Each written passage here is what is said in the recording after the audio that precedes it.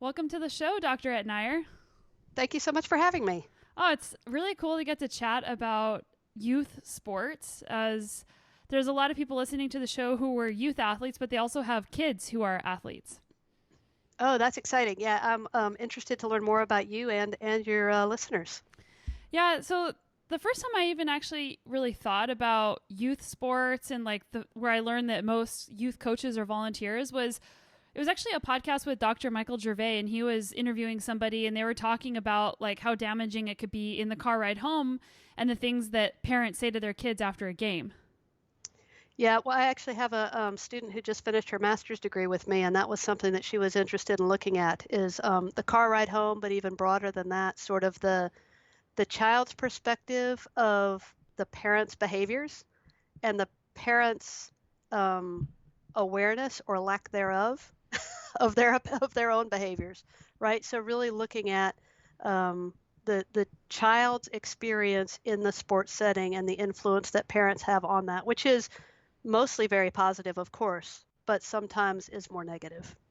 Yeah, and I mean, I played soccer growing up, and there was always the overzealous parent on the sidelines, like going crazy. And I guess my first question for you is how can parents be good, like spectators and supporters without getting in the way of coaching? Yeah, I think that's a great question. I mean, I think there's a couple of pieces to that. I mean, I think the first is sort of the latter of what you said. The parent's role is not to coach, right? And so even if it's a volunteer coach, if that person is the person wearing the coach's hat, if you will, then it's their responsibility to, sort of take over the child's experience while they're in the competition. The part where the parents really have an influence is what they're saying from the sidelines and what they say to their children before and after the competition. And so I think one of the first things that parents should do is to ask their child what they would like. I mean, it's funny. I'm a parent myself, and I have to remind myself to say to them, okay, how would you like me to interact with you about your homework? How would you like me to interact with you around your soccer games? Do you want to talk about them before we go? Do you want to think about some personal goals you might set before we go? Or do you want me to just stand back? And when we look at the literature tells us that in a general sense, the kids want parents to be supportive, and that's really kind of it. Like they just want they just want the parents to support them, and surprisingly, they'll also say they want the parents to support the other children who are competing. They want them to be positive spectators who are cheering for everybody to play well and play hard, and that's sort of the end of it. I think that the nuanced part of that is what the word supportive means, because sometimes parents might think they're being supportive, but maybe they're being a little bit over the top, or maybe they're not saying enough. Yeah, I think that's a good point. And where my master's student found the biggest difference was in behaviors that are described as directive behaviors. So you hear this from the parents all the time: shoot the ball, play harder defense, score, pass, whatever. There's all these directions coming from the sidelines. And um, in our study that we did, we found out that the children perceive that parents are doing more of that than the parents are aware that they're doing. And I think that sort of ties in with what you're saying. We're both doing more of it than we are aware of, but also our children might not find that supportive. They might find that inappropriate. They may not want us to coach from the sidelines, and that's what we're doing when we give out those kinds of advice. Yeah. And I was just thinking about like, I'm an athlete, and many people listening know that sports are a microcosm and a good test tube or petri dish for life. And the things that we learn on the field are the same things that we tend to apply in our jobs and our relationships. And sports tends to bring those things to the surface a little bit faster than other things. So if a parent isn't necessarily supposed to stand in the way of a youth sports coach, but they still want to be teaching about the same types of topics, setting goals at school, for example, or like how to communicate in a relationship with your friends. How can they do that without stepping on the toes of the coach? Oh, okay. Yeah, the very last thing is where you caught me. Okay, without stepping on the toes of the coach. Yeah, I gotcha. Okay, so um, okay, so some of that I would throw back on the coach, him or herself. So I think it's really important that youth sport coaches have a very open line of communication with parents so that they both know sort of what the expectations are. So I would be thrilled if my children's coaches would stay in close contact with me to tell me things about sort of, this week, this is what we're working on in practice. This week, this is what I'm going to focus on in the competition because this is what we focused on in practice. It would help me to be more knowledgeable about sort of my child's experience with that coach.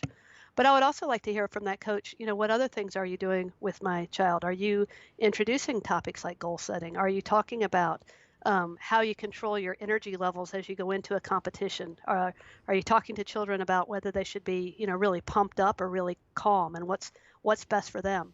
Or is that a place where you would welcome the help of the parents to really help the children think about their activities as they go into them? Now, right now I sort of hesitated there because I'm thinking, well, if I'm talking about little kids, then the sports psych techniques that I just brought up are much less relevant because with little kids, I really just want them to have fun in their sport event, and I don't really want it to be something that we make work like by asking them to, prepare ahead of time and to evaluate after the competition. But if you're talking about youth athletes who are committed to their sport and who are really interested in reaching their potential in sport, then those things become a little more relevant. And it's important to figure out if they're getting them from the coach or if that's something where a parent could maybe play a role in helping them think about goal setting and mental imagery and things like that.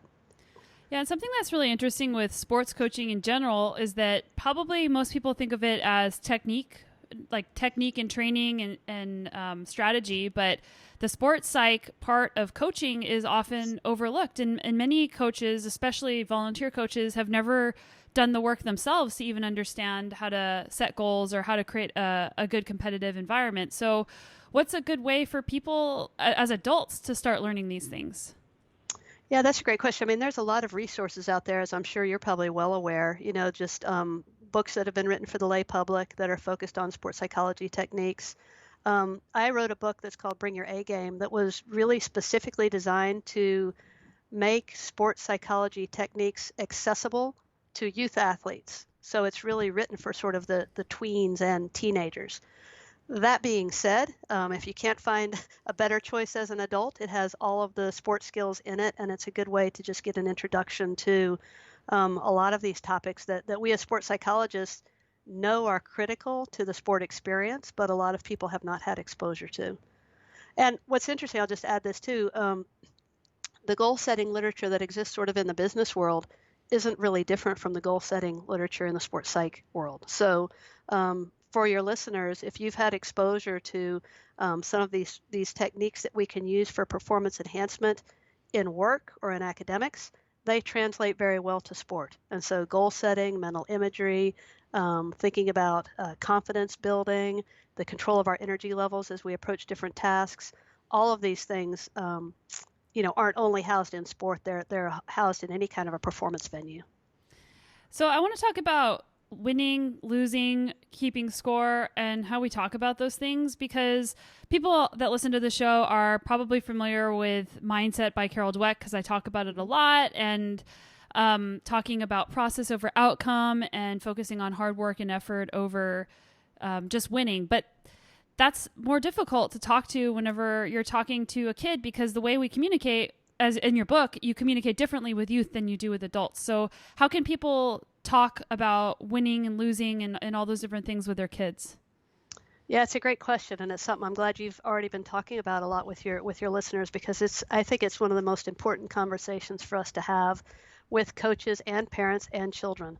And the book by Carol Dweck is a fantastic one for introducing the notion of how you focus on process and the things that we do to reach our goals, while also having goals in mind, right? So that's where I think the challenge is. Like, if I'm playing a sporting event, my goal is to win. And if I'm playing against you, Sonya, your goal is also to win.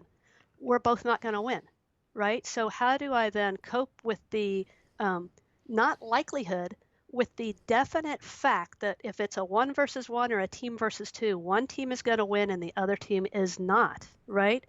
So knowing that as we go into competition, how do we set the stage for parents and kids to maintain their focus on process? And I think one of the real keys is actually comes back to this notion of goal setting. Thinking about what my goals are for my child in sport, right? My goals for my children playing soccer is not that they win every game. If it is that they win every game, then what I need to do is I need to make sure that they end up on a team of exceptional athletes and that they're in a league where they play teams that have terrible athletes, because that's the only way I can make sure they win every single game, right? So, what I want my children to get out of sport is learning how to compete. And learning how to compete means that you understand the value of winning, but that you understand also that that's not the only thing that has value. That you recognize that what also has value in sport or academics or any other performance venue is making strides towards reaching my potential, right? So I want my boys, I want my daughter to learn how to be competitive. And by that, what I mean is, I want you to challenge yourself at a level that's appropriate for you so that you are always working to improve, that you are always learning how to give full effort in the face of success and in the face of possible failure. Because if you do those things, right, this is what I'm always trying to emphasize. If I have children, if I have a team of athletes, or I have my own children, or even for myself, if I keep working hard to reach my potential, if I keep giving full effort in the face of success or failure, and I continue to improve because of that, then the successes that have value, like winning, will begin to come. But even if they don't come, I can still be satisfied with my own effort. I'll know that I've done what I needed to do to feel successful. So, what are some things that people can actually say to their kids? Like, say their kid lost a bike race or they lost a tennis match or a soccer game and they're super bummed and they're like, what can a parent say to help them? Yeah, it's hard. I mean, we all are going to go through that a little bit, I think, that initial response of feeling disappointed that we didn't get the outcome that we wanted. And, if you're talking about athletes who are committed to success in sport, they have to have that feeling.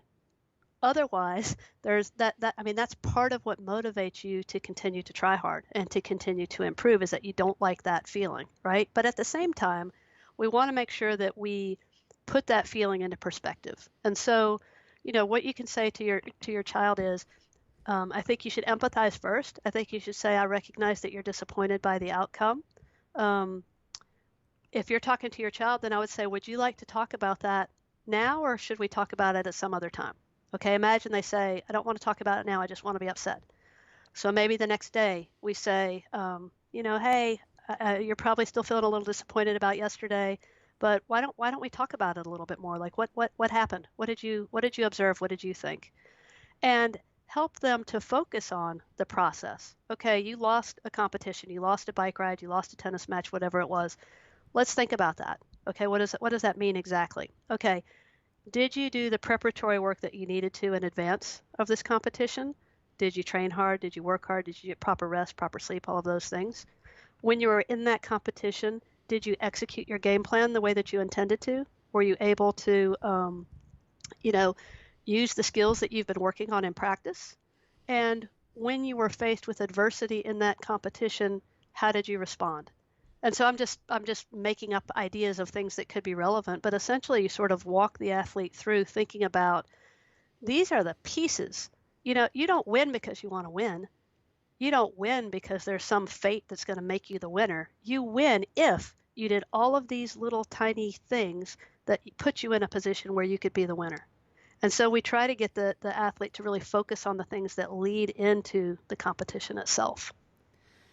And I think this is a really interesting topic because there's people out there, most people, especially achievers, are have perfectionist tendencies. And they might say, well, I did all this hard work leading up to the event and I could have done more and I could have done more, or I didn't do it perfectly, or in the actual event, like I did my best, but it wasn't perfect. How can we talk to kids about perfectionism? Yeah, that's a really good question. So I think that's something that is important to talk to with children early, because that is something that can become somewhat fixed for people, more trait-like than just varying from time to time. And I guess it's having that hard conversation with them that says perfectionism isn't a realistic goal. And so let's talk about what realistic goals are and what that means. And I think you bring up a really good point, Sonya, which is when I say that you have to do all of the process things to put things in place to win, I am not also saying that more is always better, right? I'm not also saying that more training is what you need or training harder. Sometimes, in fact, people can be more successful if they lighten up on their training a little bit and have a chance to recover so that they have the full energy they need, right? So they're not in an overtraining kind of a situation. So I think perfectionism is an unrealistic goal.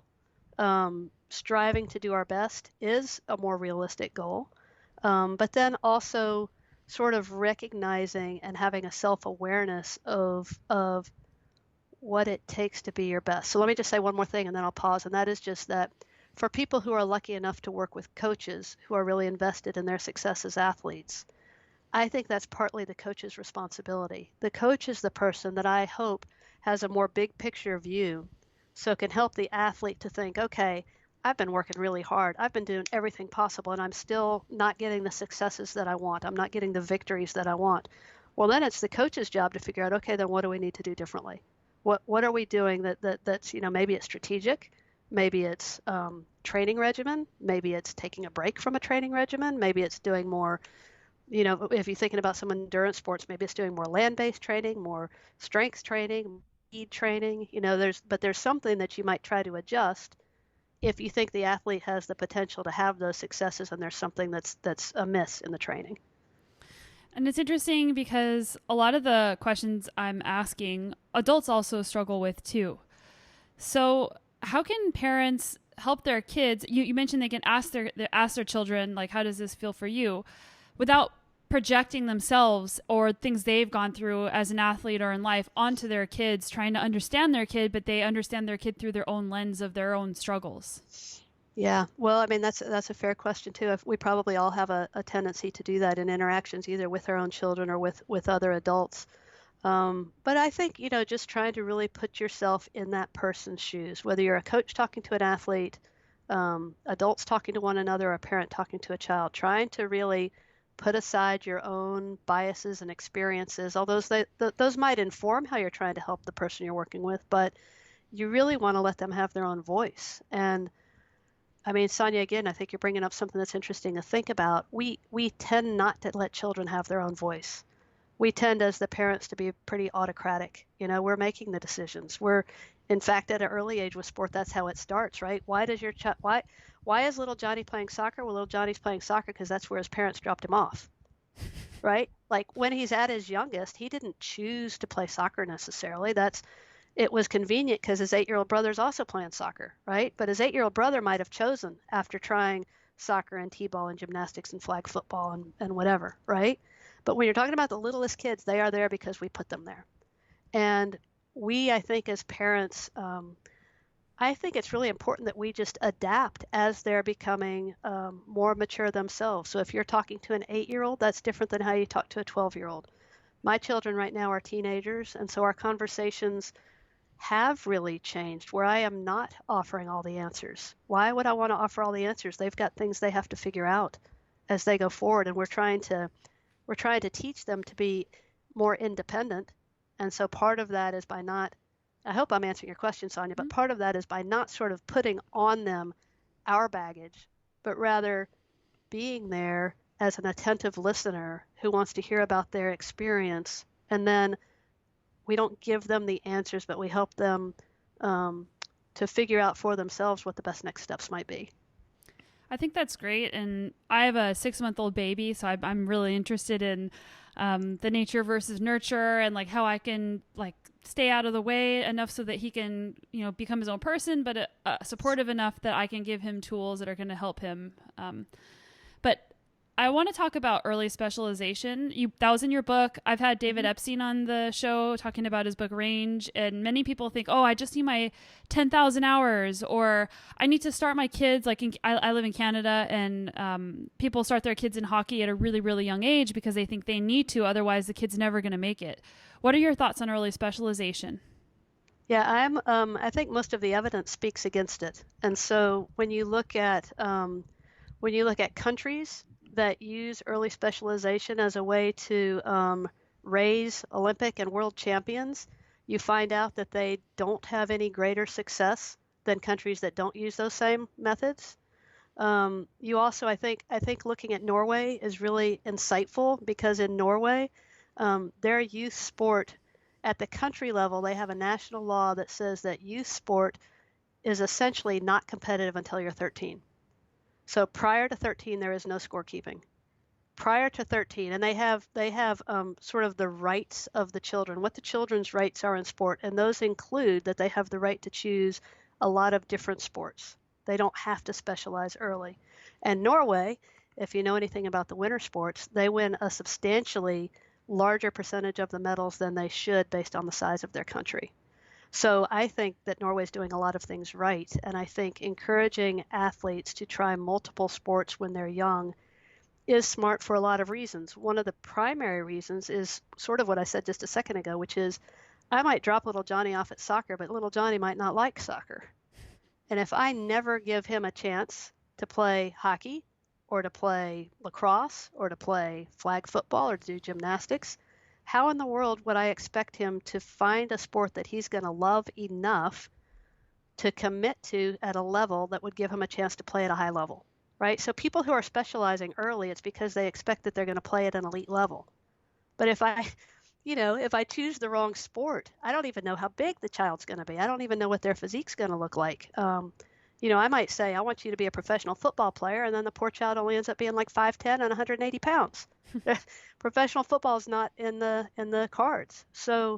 Um, so I think there's that piece of it. The other piece that I think is really important for people to think about is the incredible value of cross training across sports. So when you think of team sports rely on a lot of the same principles. So it's about movement off the ball or movement off the puck or movement into space when you're not the person that's the carrying the ball or whatever it might be.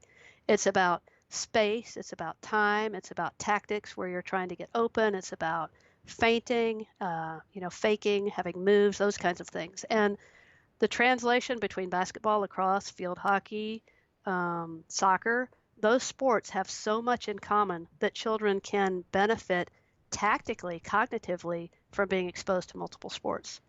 The other thing that's important is cross training that's just about the physical, right? So people who are elite cyclists, I'm sure that it's not only cycling that they do, right? They do running, maybe swimming. It's a variety of training before you specialize, right? Ultimately, you may end up specializing, but you still need that breadth of training because it develops the whole person. Um, at a young age, when we're talking 5, 6, 7 year olds, these children are just trying to develop fundamental movement skills. And if we expose them to a variety of movement scenarios, they will become more coordinated little athletes when they're 9 and 10, which then allows them to have success in whichever sport they choose, whether it's hockey or soccer or whatever it might be.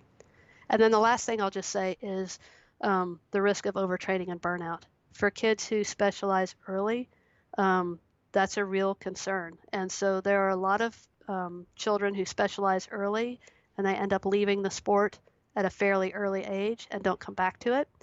And they don't have skill sets that allow them to pick up other forms of physical activity. So as a kinesiologist, I want people to be physically active as adults. And so to do that, I want them to have exposure to a variety of sports. They can pursue some if they want to. They could play collegiately, they could play professionally, but even then, when you stop playing that sport, I want you to have other sports to be able to turn to because you're skillful at those other activities as well.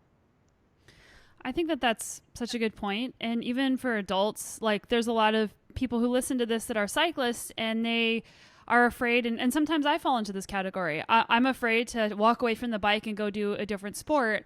And it actually takes confidence to be able to say, no, I need to do other sports and this is going to help me on the bike. But it's hard to do that sometimes. And kids might feel the same way. Yeah, I think so. But I mean, I think, the way that sports used to exist in this country is that they were seasonal.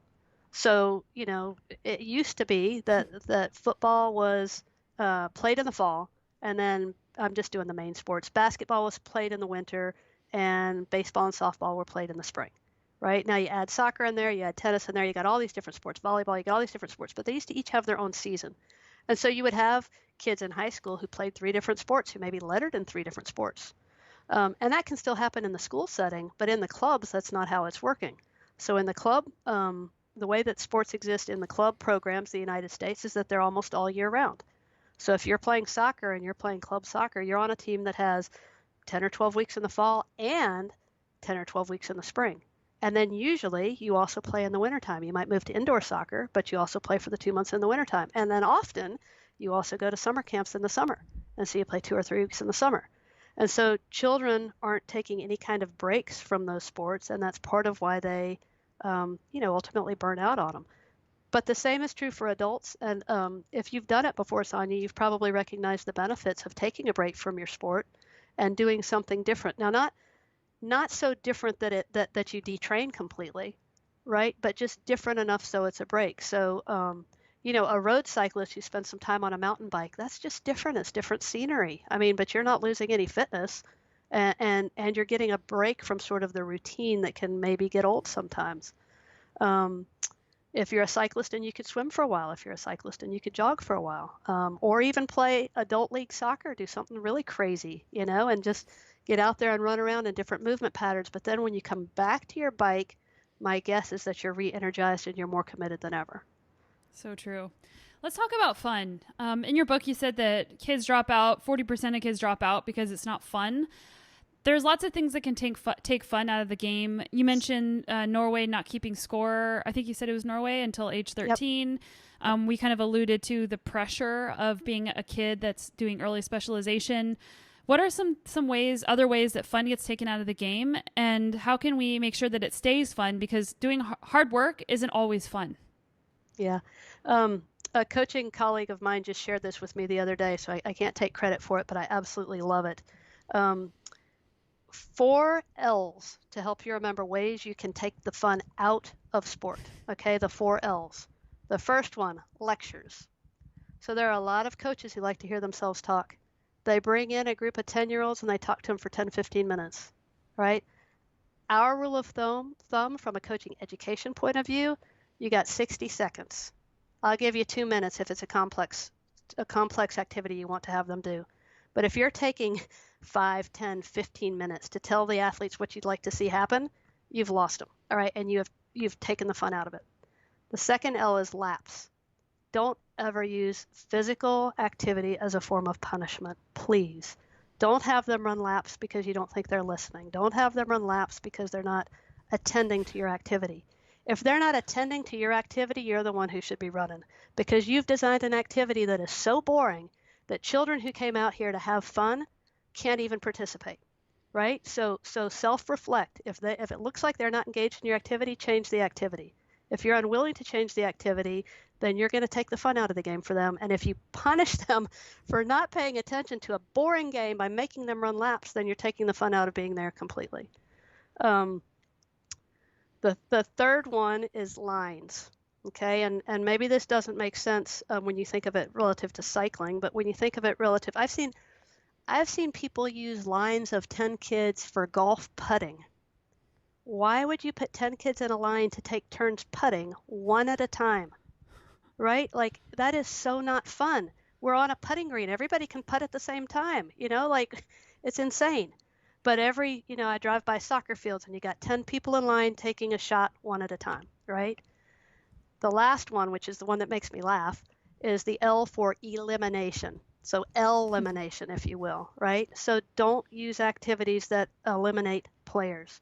Don't play games where the weakest people get knocked out and they don't get to get back in until the whole game is over, right? So if you're running a practice, if there's a game where people get tagged, and so it's a tag game, you tag them, doesn't mean they go out and they never come back in. Maybe means they go out and they, I don't know, just do 5 jumping jacks. And I'm not saying that as a punishment. I'm just saying something silly and active, and that earns you the right just to get back in the game. And then you get back in the game. So the 4 L's to avoid. If you can avoid those things, then you can help. That's a way. I guess that's a little tricky. So the way to keep the fun in the game, if you're the coach, look at the athletes. If they are having fun and you're doing the right thing, keep doing it. Do those games where the kids are having fun and they're engaged. So if someone's listening and they're a coach and they're like, well, they're not paying attention. I've tried doing all these different types of drills to make it more fun. Johnny is talking nonstop. Like, how do I maintain discipline in this group of rowdy kids? Yeah, in my experience, if the games are fun enough, there is no discipline required. You you the game should be changed. You could imagine that each activity should be played for about as many minutes as the kid is old.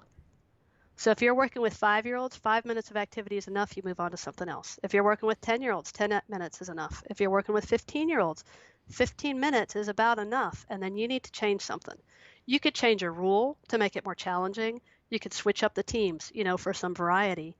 But you want to make sure that your activities are fun and engaging, but don't expect them to last 60 minutes or even 20 minutes or 30 minutes, right? Every game gets boring after a while if something doesn't change.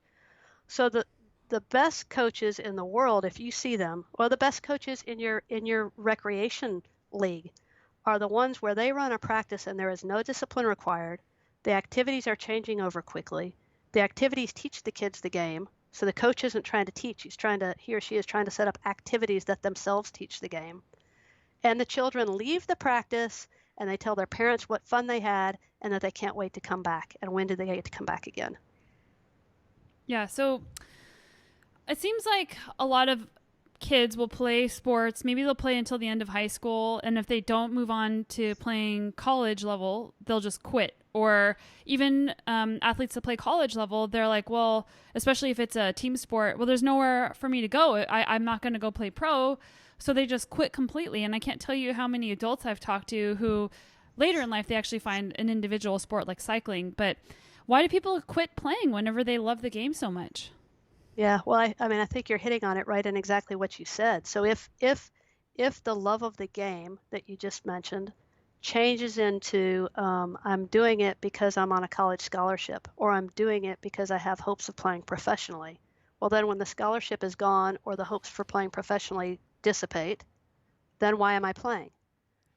If you're going to stick with something, you have to be doing it because you love it, because you get joy, because you're intrinsically motivated to do it. And when the purpose for playing switches over to be because I'm playing to win, or I'm playing for money, or I'm playing for a scholarship, or I'm playing to better my career, then when you're not getting those tangible rewards for your participation, you can't figure out why you would do it.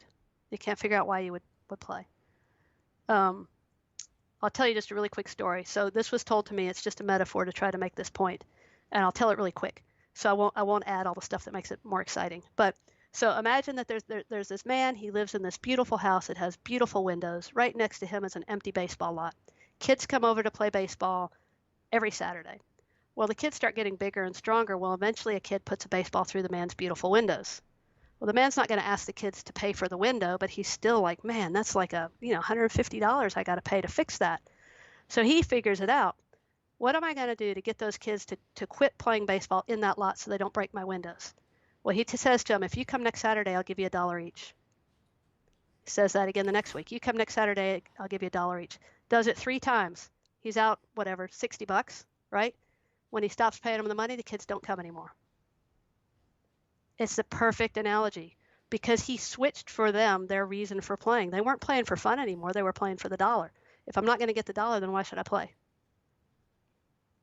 So so the question you started with, I think, was, more about how do we keep people physically engaged? Well, I think as a society, we need to do a better job of providing clear avenues for people to maintain their physical activity into adulthood.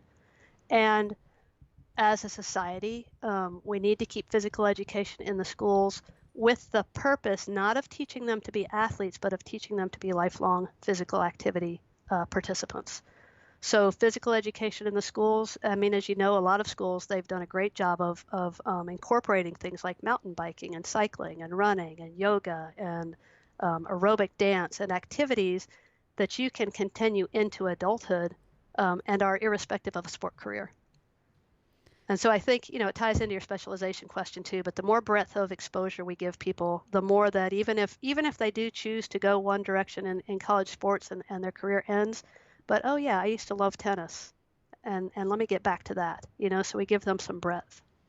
Yeah, I think that's a really interesting point that you bring up of whenever you start making money at your sport as a professional, because I went through that transition myself and I've been a pro rider for 16 years. and it's ebbed and flowed. And I know lots of women and men who have become young professionals, and then it gets really hard, and then they just give up, and then they quit cycling altogether.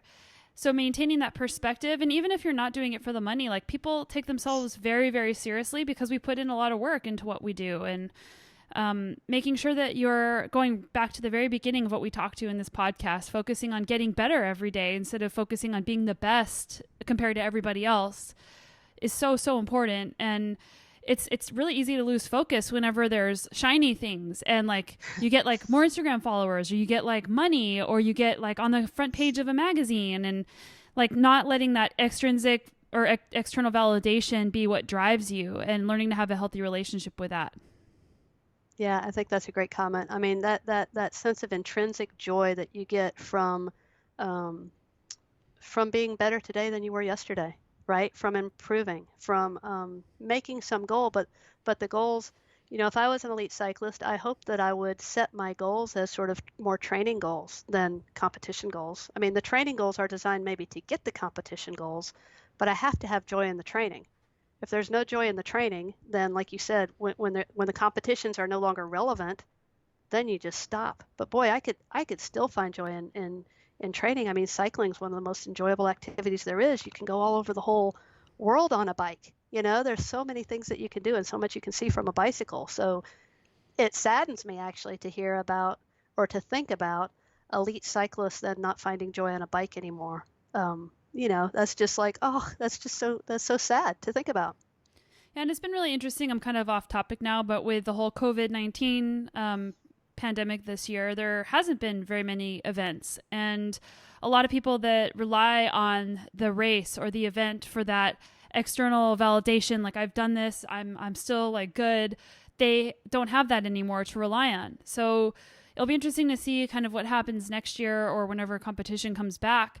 But I've seen some people who have been able to look at this as a positive thing. Like, I've been so focused on this for 20 years. I've been a cyclist. I've been training. I'm going to take this time to change it up. Like you said, I'm going to go bike packing. I'm going to go change sports. I'm going to enjoy this time. That way I can still maintain my love of it, even though I don't have the shiny thing that I'm chasing after. Oh, that's such a great example. I mean, I love that, thinking about that, and I think this, the COVID-19 pandemic is terrible in so many ways, but there are a few good things that have come out of it. And I think that example is one. I see a lot more people out walking than ever before. I used to feel like it was like my family was the only family walking around the park. That's not true anymore, and I think people are sort of re-examining how they've prioritized their days. And, with this dramatic change that's affected all of us at the same time, people are sort of pursuing other avenues for finding fun. And that's so important right now, is to find things that bring you joy. So I kind of talked about trophies and shiny things, and I remember whenever I played youth sports, like we all got a trophy at the end of the year, and like I hear the narrative of like people shouldn't be getting, and not everybody gets a medal, not everybody gets a trophy. What's a responsible way of using trophies or the shiny thing to reward a kid for their performance or participation? Yeah, I mean, I think that's a great question. I think the key with rewards, shiny things, is to make sure that you give thought to what the message is that you want it to convey. So if the message is, I'm just glad you participated, I'm just glad you were here, we're just so glad that you played 8 weeks of soccer with us at our club, then I should give them a participation award, right? I would argue it shouldn't be something shiny that ends up on the back of their desk and then they can't even remember what it was for, a few seasons in the future. If I owned a soccer club, my thing at the end of that would be some sort of a little patch or something that could go on a keychain that actually said Sharks 2020, something that just reminded them, and then I would have my club name underneath it, right? So it would be something that reminded them that, hey, you played on the Sharks this season, you played on the Bats the next season, you played on the Hedgehogs the next season, whatever, that reminded them that they were a member of my club and also congratulated them on participating for the season. If I'm going to use trophies or awards in another way where not everybody's going to get them, then I think what's most important is that you, again, think about what you want it to reinforce. So I'll give you an example. At some schools, they have like cross country seasons, and at the end of the season, they have an athletics awards day. And they oftentimes give an award to the best runner female and the best runner male. And I just think, what a waste of an opportunity.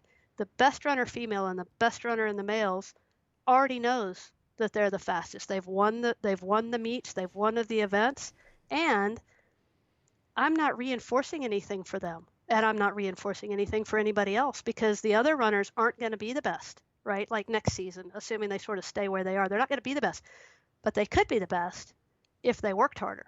They could be the best if they, put in the most effort at practices. They could help my team the most if they were the most supportive runner on our team. And so if I'm the coach and I'm using trophies or awards at the end of the season, I want those to reinforce the behaviors that are within the athlete's control and that will help make the athlete or the team better going forward. So I don't want to just identify the best athlete. I want to identify the hardest worker. I want to identify the person who came back from adversity. I want to identify the person who was most supportive of his or her teammates. Because by doing that, if somebody wants an award next year, then they're going to change their behavior in this really positive way that helps the team. Yeah, Does that make sense? Yeah, and actually, at some of the bike races I've done, they've given out awards for different things other than who was the fastest. Especially because some of the races I do are like 10 days long, and there's a lot of character building that happens during that time. And it's been really cool to see some of the events do that. That way, you're not just rewarding the person for going fast on their bike. Oh, I think that's so important and that's so neat. That's so neat to hear about. I mean, because then it makes it so that everybody can feel, everybody has the potential to be recognized for their success in that event. Yeah.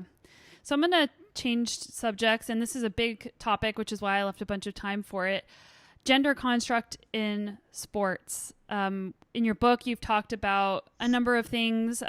You've talked about the competitiveness, girls relative to girls, and boys versus boys. Like in that running example, which we can talk about, you talked about lack of female coaches. So I'm just going to hand you the ball and you can take it from here. Yeah, I mean, I think one of the most important things for me to say is that if we look at men and women, boys and girls on average, there are not real differences in their approach to sport that we can measure, right? So the average, so you're sort of thinking about a bell-shaped curve, right? So there's a bell-shaped curve of say competitiveness is the variable that I want to put on this curve. Well, if I put a curve for girls and I put a curve for boys, there will be so much overlap that they'll be essentially indistinguishable. Now, there may be some ultra competitive boys and maybe some ultra not competitive girls, but the overlap is so much that if you just have a team, there's no reason to treat them any differently. Now, that being said, I think all athletes could sort of improve on competitiveness, probably. And there are some real differences between girls and boys in how we think and how they like to receive feedback. So we do think that, and I'm saying this kind of cautiously because the evidence from this comes from work with adults and in workplace settings, not from sports per se.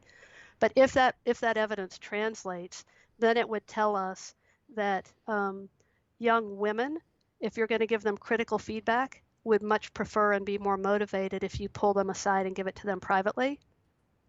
Whereas boys and young men are more likely to be motivated if you provide that critical feedback tactfully in a group setting. So I'm trying to be really careful with my words, and part of that is because I could say that about boys, and there could be 4 boys on my team who really just cannot handle having any critical feedback given to them in a public setting. But maybe there are 16 on the team where they find that somewhat motivating, right? So you have to be super careful in how you, like, we don't want to clump them all together and say all girls are the same or all boys are the same, because they're just not. You have ultra competitive women. I'm sure you're one of them, Sonya. And we have ultra competitive boys, and we have boys who are much less competitive and don't care about that. So I really think the most important message is, as a coach, your task is to learn everything you can about the athletes you're working with and to coach each athlete in the way that he or she will most benefit. I think if there are any teachers listening right now, they would certainly relate to that. My task in a classroom isn't to treat them all the same. My task is to figure out what motivates each of them, where each of them is in terms of their current abilities, and to help each of them to develop to as close as they can to their potential in that time that I have with them. Yeah, and it's difficult because I can take this a step further to opportunity in sport for males and females Mm-hmm. and the conversation around that, because what you said is there's really not that much difference, just the way that people generally want to receive feedback might be different. Mm-hmm. But why is it so hard to change girls, number one, staying in sports, and girls and women being treated as equals or getting equal opportunity? Yeah, I mean it's a societal issue. You're right, right. So we know we have evidence that tells us that little girls are exposed to sport opportunities how do I say this? If you look at the average numbers of sports that little boys are exposed to and little girls are exposed to when they're little, boys are exposed to more different sports than girls. So their parents are enrolling boys in more different sports than they are girls. If you look at the age when little girls and little boys start to play sports, little boys are enrolled in sports earlier than little girls on average.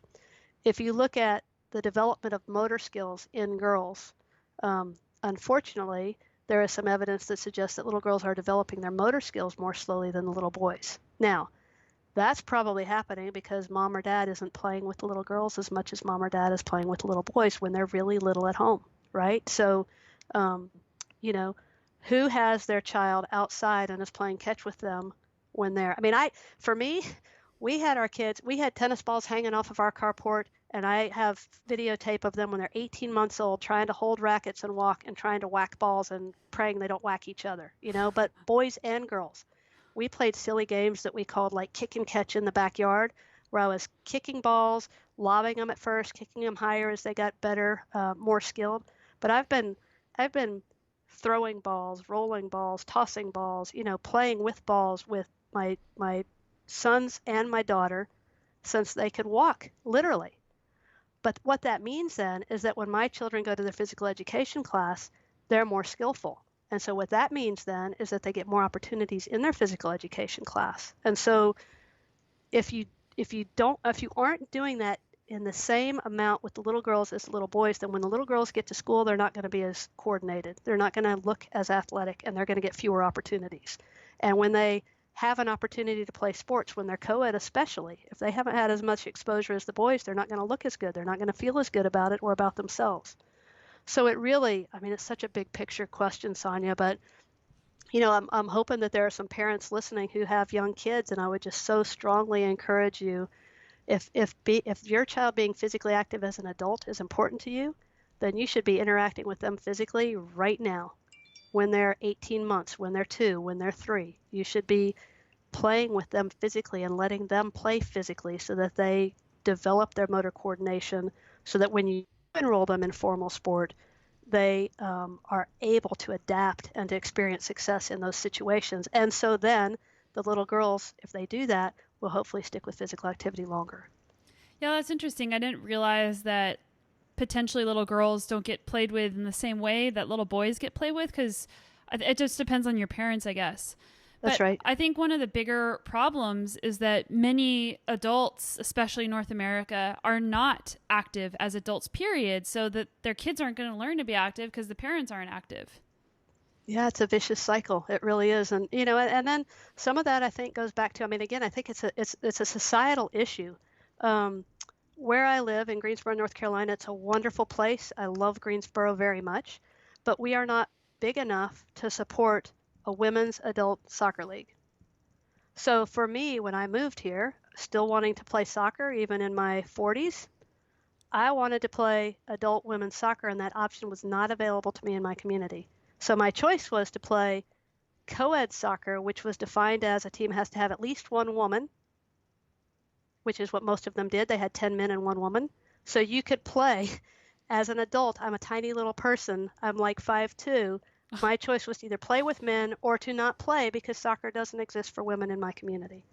And I think that's a problem. I think that's a societal problem and a public health problem. I think cities should be investing in opportunities for adult recreation that aren't just, although I love to walk and bike, but they aren't just that. They also include opportunities to continue playing sport for fun. and those opportunities stay broad, even for us as adults. Yeah, and this is sort of a side thing, but this also is a problem in music. I played music in a group in wind ensemble all through my life, like in school. And then once school was over, there's no place to play music in a group anymore. And I basically don't play that instrument anymore because I enjoy playing in a group. Yeah, well, It's the and same and thing. sports actually, and maybe music is this way too to an extent, but sports is actually the way it's designed right now. It almost feels like we're trying to discourage anybody who's not striving for elite level status. We're encouraging them to drop out. Recreational opportunities, and soccer is what I know best, but recreational opportunities to play youth soccer for girls peter out unbelievably at the age of 13. And I think the idea is that, well, by then you've decided you're either going to play elite or we don't actually have room for you. Like we don't work hard to keep those little girls in if they just want to keep playing recreationally. Like society has lost interest for some reason, which just makes no sense to me. Yeah, and then there's also the fact of kids having lots of inputs as they get to high school. Like I know for me, I wanted to be a professional soccer player when I was young, but I quit soccer at 13 because when I went to high school, I had to choose, do you want to be in band or do you want to be a soccer player? So I stopped playing soccer so I could be in band, and then I ended up playing varsity tennis instead because that was a different season than band was. So having to make these choices, and then like kids that want to focus on being academic, or kids that it's just, or maybe kids can't make even the C team in high school. Yeah. So that's a problem too. I just wish it were more normative, like I wish we could figure out how to make participation in physical activity more normative for 14-year-old girls, for 22-year-old women. Like if you think about it, if you think about your community and you walk around outside in your community, chances are there is nobody playing anything. Why in the world not? Why aren't there city parks that are safe enough for us to let our children go there and just play with friends, and they could play capture the flag or they could play soccer or whatever. And as they get older, why isn't that still a thing? Why aren't our city parks just overrun with kids who have come there together without being told to come, without having uniforms, and they just play? Why don't women play pickup basketball?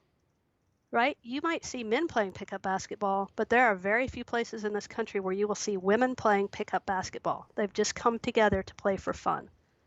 It's just I don't, I would love it if I could snap my fingers and change the norms, but I really think that part of it is things we've talked about today, Sonya, making sure people have fun, they focus on process. We try to keep opportunities available and give breadth of exposure so that people can choose ways to be physically active that make them feel good as they develop as young people or move into adulthood. I love it. I think that's a perfect place to wrap it up. Where can people find you and find your book? And you've published a number of papers. Yeah, sure. I'm at the University of North Carolina at Greensboro, so uncg.edu. You can find me.